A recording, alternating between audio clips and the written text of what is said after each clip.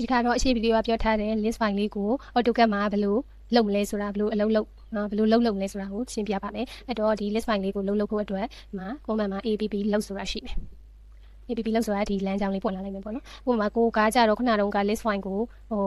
ရှိရနေရကိုသွားပြီးတော့ပေးမလားပေါ့နော်ဒါမှမဟုတ်ဒီ file ထဲမှာပဲပေးမလားကိုကခုနက desktop မှာထည့်ခဲ့တယ်ဆို desktop မှာသွားပြီးမှပေးလို့လမ်းကြောင်းလေးရွေးလို့ရတယ်ပေါ့လမ်းကြောင်းလေးရွေးလို့ရတယ်ဒါပေမဲ့အကောင်းဆုံးကတော့သူပေးထားတဲ့လမ်းကြောင်းမှာကိုရဲ့ list file ကို copy ထည့်ထားတာပို့ပြီးတော့အကောင်းဆုံးပေါ့နော်ဆိုလမ်းကြောင်းလေးပြောင်းသွားမှာဆိုအကောင်းဆုံးဆိုတော့ခုနကဒီထဲကို copy လုပ်ဖို့အတွက်ကြတော့ဒီမှာ desktop မှာစေထားတဲ့ဟာလေးကိုဒါလေးကို copy ယူလာမယ်ယူပြီးတော့ခုနတော့က app လုပ်ဆိုတဲ့ဟာကိုလုပ်ပြီးတော့ဒီလမ်းကြောင်းလေးထဲမှာ right click ထားပြီးတော့ပတ်ချလိုက်အဲဆိုရင်ကိုကဒီမှာနေရာတော့ထည့်ပြီးသားပေါ့နော်ထည့်ပြီးတော့ replay လုပ်လိုက်မယ်အဲလိုလုပ်လို့ရှိရင် contain လေးလုပ်မယ်ဆိုရင်ဒီမှာ sm ဘယ်လောက်ဆိုတာရလာလိမ့်မယ်ဒီမှာဒီဟာလေးကိုဆက်လက်မှတ်ပြီးတော့ကိုရဲ့ list file ကိုဆက်လက်မှတ်ပြီးရင်လုပ်လိုက်လို့ရှိရင်ပြီး close အဲဆိုရင်ဒီမှာ comment မှာရိုက်ကြည့်လိုက်ခုနက sm ဘယ်လောက်ဆိုတာလေးထွက်လာလိမ့်မယ်အဲကိုရဲ့နာမည်နဲ့ comment ပေါ့နော် comment လေးထွက်လာပြီးတော့ enter အဲ့လိုမျိုးလေးရလိုက်မယ်ပေါ့နော်ဒီ sm ဘယ်လောက်ဆိုတာကဘယ်လိုတွေးပြီးလောက်ထားလဲဆိုတော့ဒီသူ့ရဲ့AutoCAD မှာကျတော့ set by layer AutoCAD မှာကျတော့ AutoPara က set by layer ဆိုတာ layer ပြောင်းတာပဲရှိတယ်ဒါပေမဲ့အဲ့ block တွေတဲက layer ပြောင်းတာပေါ့နော်ဒါတွေက set by layer နှုတ်လိုက်တာနဲ့ဒီမှာနှိပ်လိုက်တာနဲ့ဒီမှာသူက set by layer ဆိုတာအထဲထဲမှာရှိတဲ့ layer အတိုင်းပဲ color ရောပါတယ်အဲ့တိုင်းပဲပြောင်းပြီးတာပဲရှိတာကိုကကြာအဲ့လိုမျိုးမဟုတ်ဘူးဒီထဲတွေက block တွေက layer တွေကို color ရဲ့ line type တွေကို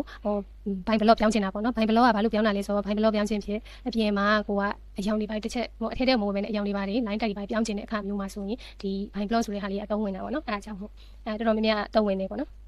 အဲ့အတွက်ကြောင့်ကိုကဒီဘိုင် block ဆိုတဲ့ဟာလေးကိုlist ပိုင်းကြီးထုတ်ထားတာပေါ့နော်အဲ့တော့ဒီဟာလေးကိုဘယ်လိုသုံးရမလဲဆိုတာပြပြမယ်ပြောပြမယ်ဆိုတာထက်ဒီမှာ by blog ဘာဖြစ်လို့အဲ့လိုမျိုးပြောင်းချင်တဲ့ခါကျရင်ဒီ list file ရေးထားတဲ့ခါကျလို့ရှင်ကိုကဒီ blog ရဲ့တစ်ခုချင်းစီကိုလိုက်ပြီးနှိပ်ရမှာကွာအထဲလေးကိုတစ်ခါဝင်ပြီးသွားလို့ရှိရင်ဒါကိုဆက်လက်မှတ်ပြီးွားရင်ဒီမှာ by layer မှာ by blog ပြောင်း line တိုင်းမှာ by blog ပြောင်းအဲ့လိုမျိုးတွေလုပ်ပြီးတော့ဒီဟာပြန်ပိတ်အဲ့လိုတွေလုပ်ရကွာအဲ့လိုမျိုးဝင် line ထွက်လိုက်ဆိုရင်စက်ရဲ့ performance ကလည်းအဲ့ blog တွေထဲဝင် line ထွက်လိုက်ပြင်လိုက်ဆို performance တအားတက်တယ်ကွာအဲ့တော့ကြတော့ကြာတာပေါ့နော်အချိန်လဲကြာတယ်တစ်ခုချင်းစီလိုက်လို့ရတယ်ပြီးသွားလို့ရှိရင်ဒီတစ်ခုကြံခဲ့တာလားမကြံခဲ့တာလားကိုကမမှတ်အဲ့လိုမျိုးကိုလုံးချင်တဲ့ဟာလေးမှာမမှတ်မိပေါ့နော်အဲ့ဆိုတော့ဒီမှာဆိုရင်အကုန်လုံးပြောင်းချင်နေဆိုလဲအများကြီးလုပ်လို့ရတယ်ဒီတစ်ခါမှပြောင်းချင်တယ်အမျိုးစားအများကြီးရွေးလို့ရအောင်အဲ့ဒါဒီ list file လေးဖန်တီးထားပါတော့အဲ့ဒါလေးဆိုရင်အခုတစ်ချက်လုပ်ပြမယ် sm ဘိုင်ဘလော့ခုနကဆိုရင်ထဲထဲကိုဝင်ပြီးွားရင်ထဲထဲဟာလေးဆက်လက်မှတ်ပြီးရင်ဘိုင်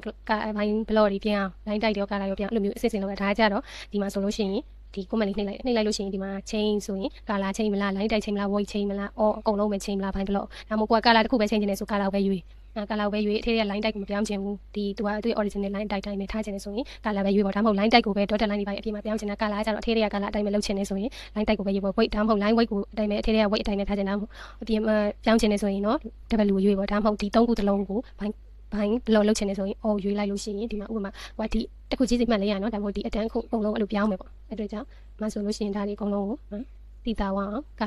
လာပြောင်းမယ်နော်ကာလာပြောင်းစီပြောင်းသွားပြီဒါမှမဟုတ်လို့ရှိရင်ကိုကဒီတစ်ခုလေးပဲကွက်ပြီးတော့ပြောင်းချင်မှာကိုပဲကွက်ပြီးပြောင်းချင်ပြောင်းရအမှာကာလာပဲပြောင်းလို့ရတယ်နော်ဒီမှာကာလာကိုရွေးထားကြကာလာကိုရွေးပြီးတော့ line type ကို line type ဘယ်လိုပြောင်းမပြောင်းဘူးနော်အဲ့ဆိုရင်ဒီမှာဆိုရင်အကုန်လုံးလောက်ထားကြအောင် line type လေဒီမှာ line type ကိုပြောင်းချင်နေဆိုလဲမှာ dot ကသူဖြစ်သွားအဲ့အတွက်ကြောင့်အထဲထဲဝင်ရမဝင်ရဆိုတော့ဒီမှာအချိန်ကုန်လေးအများကြီးတက်တာပေါ့နော်အဲ့အတွက်ကြောင့်ဒီ list file လေးကိုထုတ်ထားတာပေါ့နော်